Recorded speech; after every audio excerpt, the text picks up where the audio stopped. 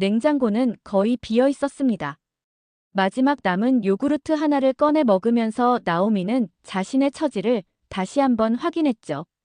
통장 잔고는 200파운드, 다음 달 집세는 800파운드. 계산기를 두드려 볼 필요도 없이 명확한 현실이었습니다. 휴대폰에는 채권자들의 독촉 메시지가 계속 쌓여가고 있었고 친구들의 안부 문자에도 답할 기운이 없었어요. 도대체 무슨 사연일까요? 딱 1초만 구독과 좋아요로 사연 시작합니다. 런던의 차가운 비가 창문을 두드리는 오후, 나오미는 침대에 웅크린 채 천장을 바라보고 있었습니다. 32살 한때는 작은 일러스트 회사에서 꿈을 키우던 그녀였지만 지금은 모든 것이 무너진 상태였죠. 남편 데이비드가 사업 실패로 남긴 빚은 10만 파운드가 넘었고 그 모든 것이 연대보증을 선 나오미의 몫이 되어버렸습니다. 이럴 줄 알았다면. 나오미는 작은 목소리로 중얼거렸습니다. 하지만 후회해봤자 달라질 건 없었죠. 데이비드는 외도 사실이 발각된 후 미안하다는 말 한마디 남기고 사라져버렸거든요. 변호사는 이혼 서류에 사인하라며 재촉했고 시부모들은 내가 남편을 제대로 챙기지 못해서 그런 거야라며 차갑게 돌아섰습니다. 좁은 원룸 아파트 벽에는 나오미가 그린 일러스트 작품들이 걸려 있었습니다. 밝고 따뜻한 색감의 그림들이었지만 지금 그녀의 마음은 회색빛 구름처럼 어둡기만 했죠. 그림을 그리고 싶어도 손이 떨려서 연필을 제대로 잡을 수가 없었습니다. 창작에 대한 열정도 미래에 대한 희망도 모두 사라진 것 같았어요. 냉장고는 거의 비어 있었습니다. 마지막 남은 요구르트 하나를 꺼내 먹으면서 나오미는 자신의 처지를 다시 한번 확인했죠. 통장 잔고는 200파운드, 다음 달 집세는 800파운드. 계산기를 두드려 볼 필요도 없이 명확한 현실이었습니다. 휴대폰에는 채권자들의 독촉 메시지가 계속 쌓여가고 있었고 친구들의 안부 문자에도 답할 기운이 없었어요. 밤이 되자 나오미는 데이비드와 함께 찍었던 사진들을 하나씩 찍기 시작했습니다. 결혼식 사진, 신혼여행 사진, 생일 기념 사진들이 바닥에 흩어졌죠. 믿었던 내가 바보였어. 눈물이 뺨을 타고 흘러내렸지만 더 이상 울 힘도 남아있지 않았습니다. 그저 텅 빈 마음으로 어둠 속에 홀로 앉아있을 뿐이었어요. 그로부터 일주일 후 나오미에게 마지막 희망이었던 디자인 스튜디오에서 해고 통보가 왔습니다. 경영 사정상 어쩔 수 없다는 말과 함께 받은 마지막 급여는 겨우 600파운드였죠. 동료들은 미안하다는 표정을 지었지만 나오미는 그들을 원망할 수도 없었습니다. 최근 몇 달간 제대로 된 작업을 하지 못했던 것도 사실이었거든요. 집으로 돌아오는 길, 나오미는 부모님께 전화를 걸었습니다. 마지막 남은 희망이라도 붙잡고 싶었어요. 엄마, 나 정말 힘들어. 도와줄 수 있을까? 하지만 어머니의 대답은 차가웠습니다. 나오미, 내가 그 남자를 선택했잖아. 우리가 반대했을 때 들었어야지. 이제 와서 도움을 청하면 어떡해? 아버지 목소리도 들려왔죠. 우리도 은퇴 후라 여유가 없다. 내가 알아서 해결해야 해. 전화를 끊고 나오미는 런던 거리를 걸었습니다. 사람들은 모두 바쁜 일상을 살아가고 있었지만 그녀만 세상에서 혼자 떨어져 나온 것 같았어요. 테임즈강 다리 위에 서서 아래를 내려다보니 검은 물이 흘러가고 있었습니다. 이렇게 끝나는 게 나을까? 그런 생각이 머릿속을 스쳤죠. 집에 돌아와서도 잠이 오지 않았습니다. 새벽 3시, 나오미는 침대에서 일어나 창문을 열었어요. 찬 공기가 얼굴을 스쳤지만 마음은 더욱 차가웠습니다. 책상 서랍에서 수면제를 꺼내 손에 쥐고 한참을 바라봤죠. 이게 답일까? 하지만 그마저도 용기가 나지 않았습니다. 아침이 되자 배에서 꼬르륵 소리가 났습니다. 이틀째 제대로 먹지 못했거든요. 근처 상점에서 가장 싼 라면을 사려고 나갔는데 골목 어귀에서 낯선 냄새가 났습니다. 마늘과 참기름, 그리고 뭔가 따뜻한 국물 냄새였어요. 무의식적으로 그 냄새를 따라 걸어가니 작은 한국 식당이 보였습니다. 고향 식당이라는 간판이 걸려 있었죠. 나오미는 망설였습니다. 주머니에 있는 돈으로는 제대로 된 식사를 할 여유가 없었거든요. 하지만 그 따뜻한 냄새가 계속 코끝을 자극했습니다. 마치 어린 시절 할머니 집에서 맡았던 따뜻한 수프 냄새 같았어요. 결국 나오미는 식당 문을 열고 들어갔습니다. 이것이 그녀 인생의 전환점이 될 줄은 그때 알지 못했죠. 식당 안은 생각보다 아늑했습니다. 6개 정도의 테이블이 있었고 벽에는 한국의 풍경 사진들이 걸려 있었어요. 나오미가 들어서자 주방에서 젊은 남성이 나왔습니다. 키가 크고 인상이 온화한 한국인이었죠. 그가 바로 준호였습니다. 어서 오세요. 준호는 정중하게 인사했습니다. 나오미는 어색하게 미소를 지으며 구석 테이블에 앉았어요. 메뉴판을 보니 생각보다 가격이 비싸지 않았습니다. 가장 저렴한 김치찌개를 주문했죠. 김치찌개 하나요? 잠깐만 기다리세요. 준호가 주방으로 들어가는 모습을 보며 나오미는 처음으로 며칠 만에 안정감을 느꼈습니다. 이상했어요. 낯선 사람이고 처음 오는 곳인데도 왠지 편안했거든요. 곧 김치찌개와 함께 여러 반찬들이 나왔습니다. 콩나물, 시금치, 무 등 작은 접시에 담긴 반찬들이 테이블을 가득 채웠죠. 서비스입니다. 준호가 말했습니다. 나오미는 깜짝 놀랐어요. 이렇게 많이 주셔도 되나요? 혼자 식사하시는 분들께는 항상 이렇게 해드려요. 천천히 드세요. 준호의 목소리에는 진심이 담겨 있었습니다. 강요하지 않는 자연스러운 친절이었죠. 첫 숟가락을 떠서 입에 넣는 순간 나오미의 눈에서 눈물이 흘러내렸습니다. 얼마나 오래 제대로 된 따뜻한 음식을 먹지 못했던 걸까요?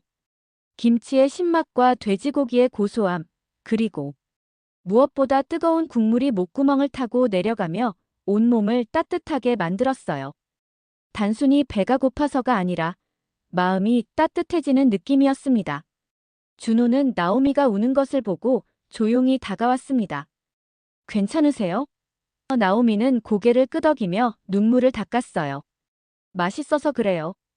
정말 맛있어요. 하지만 준호는 알고 있었습니다. 이것이 단순히 음식 때문만은 아니라는 걸 말이죠. 울기 전에 따뜻한 국물부터 드세요. 마음도 따뜻해질 거예요. 그 말을 듣는 순간 나오미는 더욱 울컥했습니다. 언제부터인가 아무도 자신을 걱정해주지 않았거든요. 데이비드도 부모님도 친구들도 모두 등을 돌렸는데 처음 만난 이 한국인 청년은 왜 이렇게 따뜻한 말을 해주는 걸까요? 죄송해요. 요즘 힘든 일이 좀 있어서. 괜찮습니다. 저도 외국에서 혼자 살아보니 그런 기분 알아요. 식사를 마치고 계산을 하려는데 준호가 말했습니다. 오늘은 서비스예요. 내일도 오세요. 나오미는 당황했어요. 그럴 수는 없어요. 돈은 드릴게요. 하지만 준호는 고개를 저었습니다. 가끔 이런 손님들이 있어요. 음식보다 마음이 더 고픈 분들 말이에요. 내일 또 뵐 수 있을까요? 나오미는 미안한 마음에 명함을 꺼내 테이블에 놓고 황급히 나갔습니다. 준호는 그 명함을 주워들었죠. 나오미 윌슨, 일러스트레이터라고 적혀 있었어요. 그는 그 명함을 소중히 주머니에 넣었습니다. 다음 날 오후, 나오미는 아파트에서 구직 사이트를 뒤지고 있었습니다. 하지만 마음에 드는 일자리는 없었고 자격 요건도 맞지 않는 곳들 뿐이었어요. 그때 초인종이 울렸습니다. 문을 열어보니 준호가 서 있었죠. 손에는 작은 보온 도시락을 들고 있었습니다. 어제 명함을 놓고 가셔서요. 준호가 명함을 내밀며 말했습니다. 그런데 점심은 드셨나요? 나오미는 당황했어요. 집까지 찾아올 줄은 몰랐거든요. 아직 못 먹었는데. 왜 이런 걸 가져오셨어요? 김밥 좀 만들어 봤어요. 간단하게 드세요. 도시락을 열어보니 정성스럽게 만든 김밥이 들어 있었습니다. 단무지, 계란, 당근, 시금치가 들어간 색깔 고운 김밥이었죠. 이렇게까지 하실 필요 없는데. 나오미가 말하자 준호는 미소를 지었습니다. 사실 부탁이 있어서 왔어요. 제가 푸드트럭을 하나 준비하고 있는데 도와주실 분을 찾고 있거든요. 푸드트럭이요? 나오미는 김밥을 한 입 베어 물며 물었습니다. 입안에 고소한 참기름 맛이 퍼졌어요. 네, 한국 분식을 파는 트럭이에요. 김밥, 떡볶이, 순대 이런 거요. 그런데 혼자 하기엔 벅차서요. 특히 포장이나 디자인 같은 건 전혀 모르거든요. 명함 보니까 일러스트레이터시던데. 나오미는 잠시 망설였습니다. 자신에게 그런 일을 맡겨도 될까 싶었거든요. 저는 지금 상황이 좀. 그리고 한국 음식에 대해서는 아는 게 별로 없어요. 준호는 고개를 저었습니다. 상관없어요. 배우면 되죠. 저도 영국 와서 3년째인데 아직도 배우는 중이에요. 왜 저를 선택하시는 거예요? 더 좋은 사람들이 많을 텐데요. 나오미의 질문에 준호는 잠시 생각하더니 대답했습니다. 어제 김치찌개 드시는 모습을 보니까 정말 맛있게 드시더라고요. 진심으로 고마워하시는 것도 느껴졌고요. 그런 마음이 있으면 음식도 정성스럽게 만들 수 있을 것 같아서요. 나오미는 김밥을 다 먹고 나서야 대답했습니다. 시급은 얼마나 주시는 거예요? 처음에는 하루 50파운드 정도 생각하고 있어요. 트럭이 잘 되면 더 올려드릴 수 있고요. 나오미에게는 지푸라기라도 잡고 싶은 상황이었습니다. 언제부터 시작하나요? 내일부터 가능하세요? 일단 트럭 세팅부터 시작해야 해서요. 준호의 목소리에는 기대감이 섞여 있었습니다. 트럭은 어디 있어요? 뉴몰든 근처에 있어요. 한인타운이라 한국 식자재도 쉽게 구할 수 있거든요. 그렇게 나오미는 준호와 함께 일하기로 결정했습니다. 처음에는 단순히 생계를 위한 선택이라고 생각했지만 이것이 자신의 인생을 완전히 바꿀 일의 시작이라는 걸 알지 못했죠.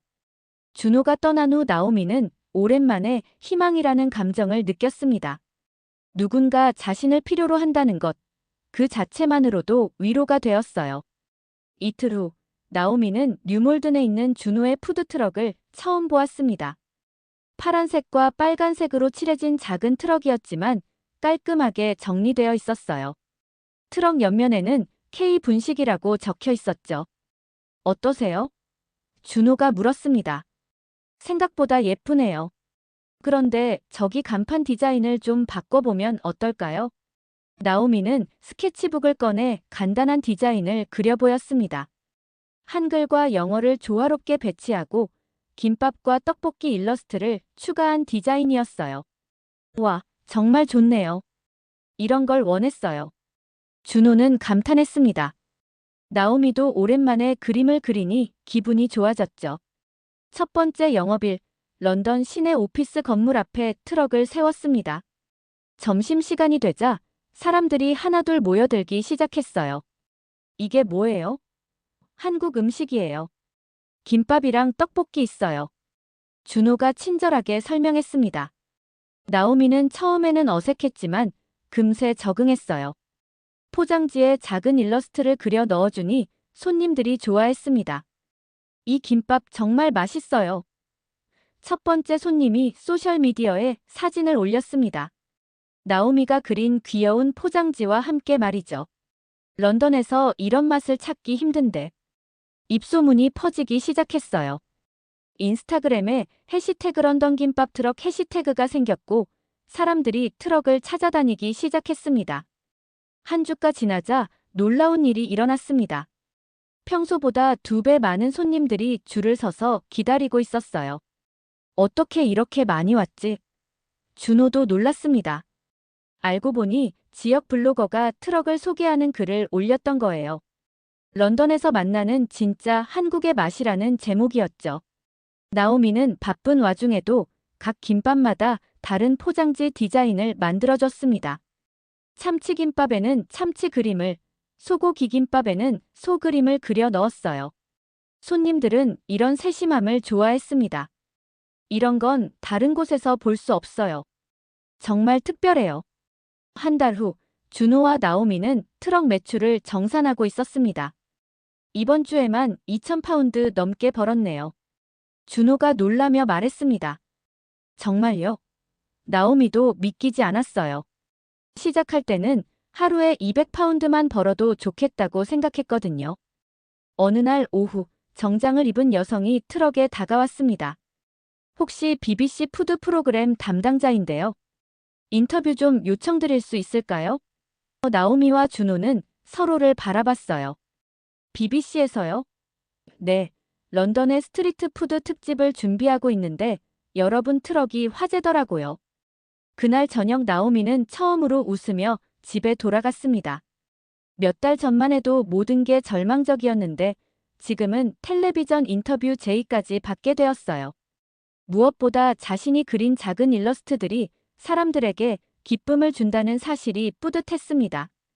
준호와 함께 만들어가는 이 작은 성공이 진짜 자신의 것인지 아직도 믿기지 않았지만 분명한 건 이제 미래에 대한 희망이 생겼다는 거였죠.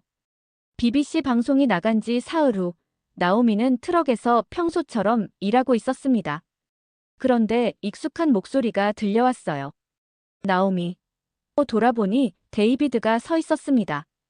몇 달 만에 보는 전 남편의 모습이었죠. 나오미는 손에 든 김밥을 떨어뜨릴 뻔했습니다. 여기서 뭐 하는 거야? 데이비드가 물었습니다. 예전보다 야위어 보였지만 여전히 건방진 표정이었어요. 일하고 있어. 나오미는 짧게 대답했습니다. 준호는 상황을 파악하고 조용히 다가왔죠. 누구세요? 아, 내가 나오미 남편이야. 전 남편이긴 하지만. 데이비드는 트럭을 둘러보며 비웃듯 말했습니다. 이게 뭐야? 김밥 장사. 나오미, 내가 이런 일까지 해야 하나? 그의 말투에는 무시하는 기색이 역력했어요. 내가 할 일이야. 내가 상관할 바 아니고. 나오미의 목소리가 떨렸습니다. 데이비드를 보니 모든 악몽이 되살아나는 것 같았거든요. 텔레비전에 나왔다며. 친구가 보고 알려줬어. 데이비드가 말했습니다. 그런데 생각해보니 이건 내가 혼자 한 게 아니잖아. 내가 너를 런던으로 데려왔고 내가 없었다면 너는 여기 있지도 못했을 거야. 나오미는 어이가 없었어요. 무슨 소리야? 내가 빚만 남기고 사라졌잖아. 준호가 끼어들었습니다. 손님이 오시니까 저희는 일을 해야 해요. 하지만 데이비드는 물러서지 않았어요. 야, 내가 누군데 끼어들어. 이건 우리 부부 문제야. 전 부부요. 나오미가 정정했습니다. 그리고 준호 씨는 제 사업 파트너예요. 데이비드의 얼굴이 일그러졌습니다. 사업 파트너. 하, 웃기네. 나오미, 내가 뭘 안다고 사업을 해? 이 트럭도 저 남자가 다 해놓은 거잖아. 내가 기여한 게 뭐가 있어? 그림 몇 장 그린 것? 그 말에 나오미는 상처받았어요. 자신이 정말로 기여한 게 없는 건 아닌지 의심이 들기 시작했거든요. 나오미 씨가 없었다면 이 트럭은 성공하지 못했을 거예요. 준호가 단호하게 말했습니다. 포장 디자인, 메뉴 구성, 손님 응대 모든 걸 함께 했거든요. 데이비드는 코웃음을 쳤어요. 그래. 그럼 내가 받을 목도 있는 거 아니야? 나오미가 지금 여기 있는 것도 내 덕분이니까. 받을 몫이 뭐가 있어? 나오미가 목소리를 높였습니다. 내가 남긴 빚 갚느라 내가 얼마나 고생했는지 알아? 그건 우리가 결혼했을 때 함께 진 거잖아. 그런데 지금 내가 돈을 벌고 있으니 나도 권리가 있는 거야. 준호는 참을 수 없었습니다. 권리는 무슨 권리요? 나오미 씨를 버리고 간 사람이 무슨 권리가 있다는 거예요? 야, 너는 정말 가만 안 있네. 이건 내가 끼어들 일이 아니야.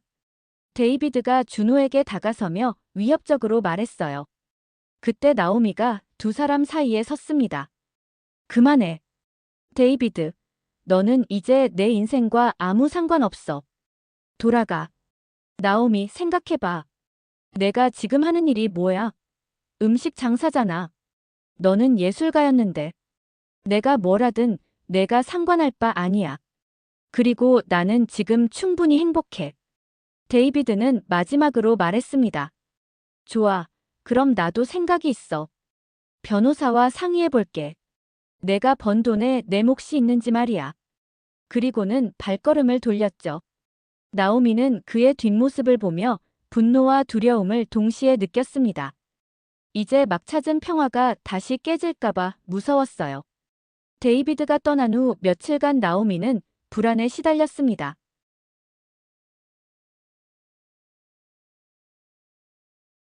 정말로 변호사를 통해 돈을 요구할까봐 걱정이었거든요.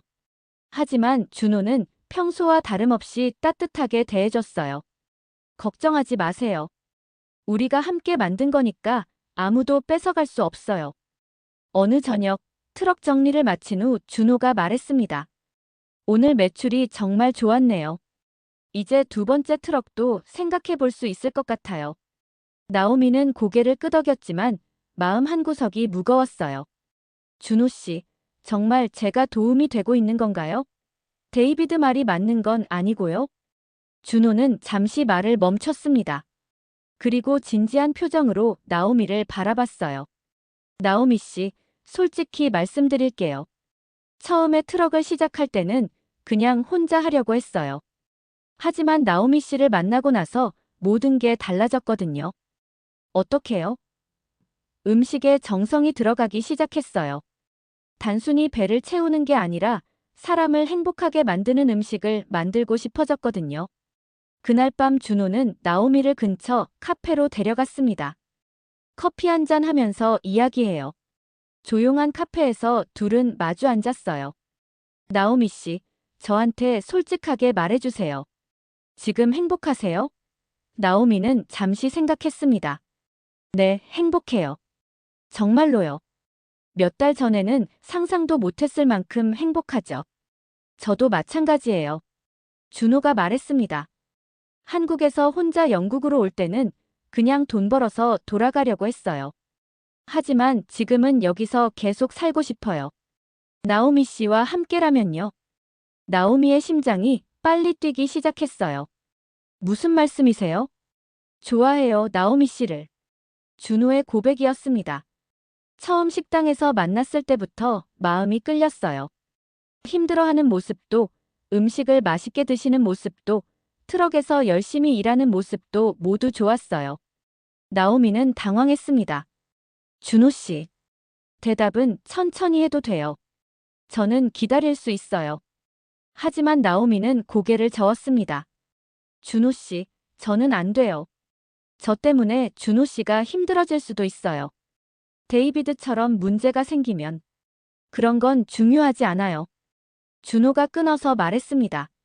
나오미 씨가 만든 김밥을 드시는 손님들 표정 봤어요? 모두 행복해해요. 나오미 씨는 사람을 살리는 사람이에요. 사람을 살린다고요? 네, 저부터 그래요. 나오미 씨 만나기 전에는 그냥 기계처럼 살았거든요. 일하고, 자고, 먹고, 또 일하고. 그런데 지금은 매일이 기대돼요. 나오미 씨와 함께 무엇을 만들지, 어떤 새로운 메뉴를 개발할지, 손님들이 어떤 반응을 보일지. 나오미의 눈에 눈물이 맺혔습니다. 저는 상처만 주는 존재예요. 데이비드도 저 때문에. 아니에요. 준호가 나오미의 손을 잡았습니다. 나오미 씨는 따뜻한 사람이에요. 저한테는 햇살 같은 존재거든요. 카페를 나서며 준호가 마지막으로 말했습니다. 나오미 씨, 결혼해요. 갑작스러운 청혼이었어요. 갑자기 무슨. 갑작스럽지 않아요. 매일 생각했거든요. 나오미 씨와 평생 함께 김밥을 만들며 살고 싶다고요. 우리가 만든 음식으로 더 많은 사람들을 행복하게 해주고 싶어요. 나오미는 눈물을 흘리며 대답했습니다. 저도 준호 씨가 좋아요. 정말 많이요. 그날 밤 둘은 손을 잡고 집으로 돌아갔어요. 마치 김밥을 만들 때처럼 서로의 마음도 곱게 말려지는 것 같았습니다. 결혼식은 작고 따뜻하게 치러졌습니다. 런던의 작은 교회에서 몇몇 친구들과 함께한 소박한 결혼식이었죠. 나오미는 준호가 직접 만든 한복을 입었어요. 한국에서 어머니가 보내주신 거예요. 나오미 씨가 입으면 정말 예쁠 것 같다고 하시더라고요. 거울을 보니 정말로 아름다웠습니다. 몇 달 전에 절망적이었던 자신과는 완전히 다른 모습이었어요. 결혼 후 한 달, 준호가 놀라운 제안을 했습니다. 한국에 가봐요. 저희 부모님도 뵙고 한국 음식 문화도 제대로 배워보고요. 나오미는 설렜어요. 준호의 이야기로만 듣던 한국을 직접 볼 수 있다는 게 신기했거든요. 정말 가도 될까요? 물론이죠. 트럭은 직원들이 잠시 맡아서 운영할 수 있어요.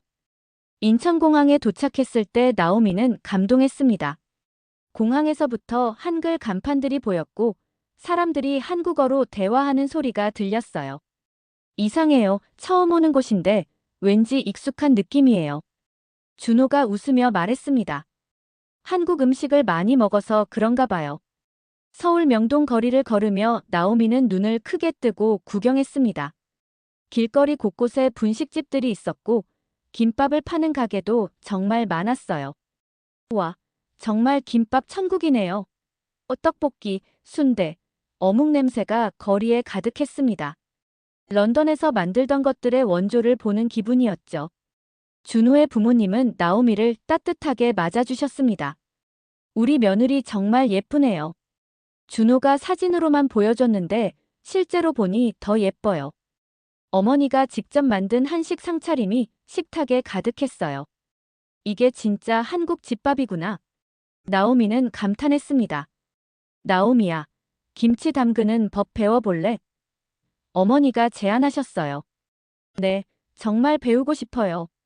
장독대에서 김치를 꺼내 맛보는 순간 나오미는 깨달았습니다.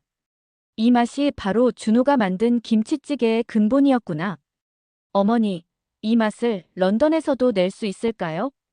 며칠 후 나오미와 준호는 광장시장을 방문했습니다. 빈대떡, 마약김밥, 순대 등 온갖 먹거리가 가득한 곳이었어요. 여기서 아이디어를 많이 얻을 수 있을 것 같아요. 나오미는 스케치북에 열심히 그림을 그렸습니다. 새로운 메뉴들, 포장 디자인 아이디어들이 쏟아져 나왔죠. 한국 여행 마지막 날, 준호가 특별한 곳으로 나오미를 데려갔습니다. 한강공원이었어요. 여기서 치킨과 맥주를 먹으면서 이야기해요. 치맥을 먹으며 나오미는 말했습니다. 정말 꿈만 같아요.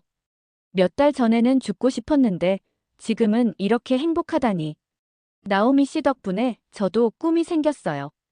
준호가 말했습니다. 런던에 K푸드 프랜차이즈를 만들어 보려고 해요.